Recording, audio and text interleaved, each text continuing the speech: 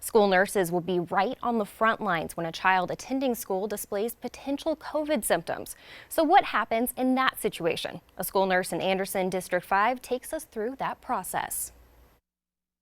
We'll have masks, we have sanitizer, cleaner. This is Jill Chudik's 5th year as a school nurse, and it's gearing up to be her busiest yet. It will certainly be a juggling act. Chudik has to screen more than 600 students and staff at McCants Middle School in Anderson 5 for the coronavirus. And then on top of that, we'll be taking care of students with chronic conditions such as seizure disorder.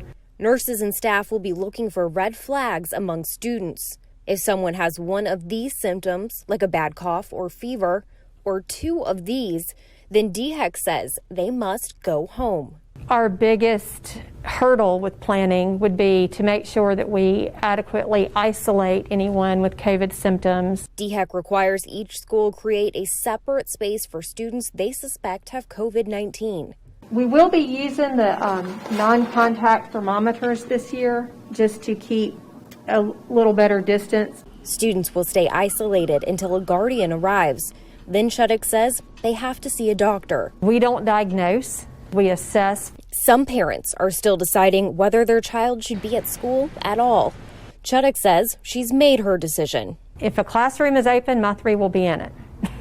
I can assure you, this is a pandemic that no one in this generation has lived through, and so certainly there are going to be a lot of unknowns, and there's not a perfect solution that fits everyone. But this nurse says the best strategy to keeping students and staff safe starts at home. If a parent sees that a student is experiencing symptoms, the last thing we want them to do is send that child to school or send them out in public. In Anderson, Grace Runkle, Fox Carolina News. The DHEC says if a positive test is confirmed for a student, teacher, or staff member, the next step, tracing close contacts. Now, a close contact is defined as someone who's within 6 feet of a positive person for more than 15 minutes.